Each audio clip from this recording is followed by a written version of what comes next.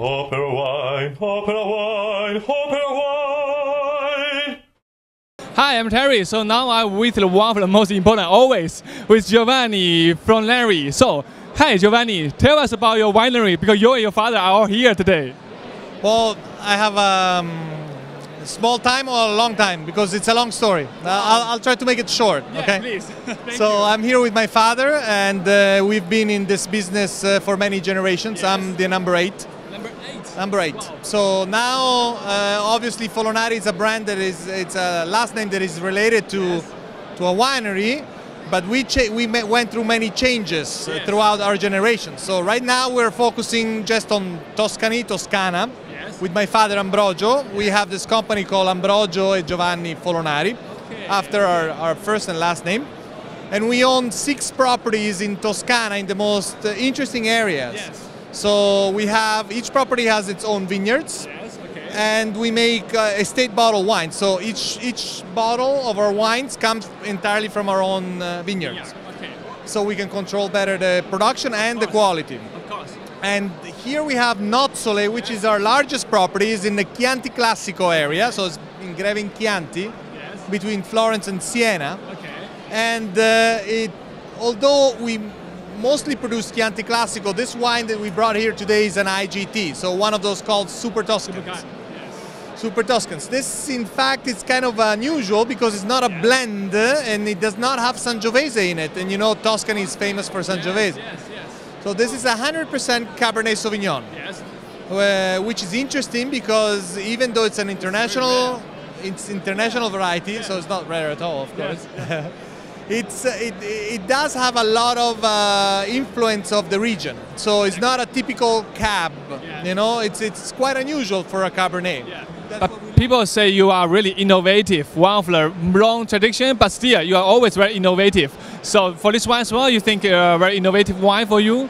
This is one of those, but we love our traditions, so we do both. So we like to develop our traditional wines, developing meaning making wines that are more up to date.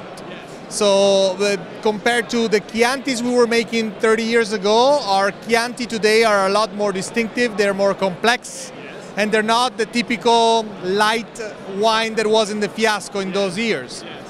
On the other hand, we like to develop also innovative wines by using new varieties like in this case. So we love our region, and we think that that has great potential for both. So both they can succeed. The only important thing about innovative wines is that they need to have a character. It does not make sense for us to make a Cabernet or Merlot that tastes international. So they have to taste like Tuscany, otherwise it's not worth it. So have you already exported your wine to China yet?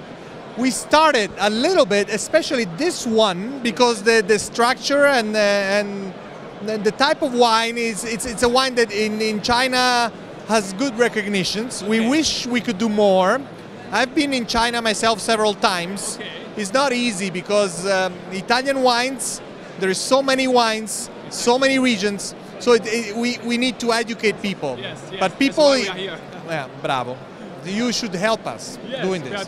Because in China what I notice is that people are very interested in learning about these wines.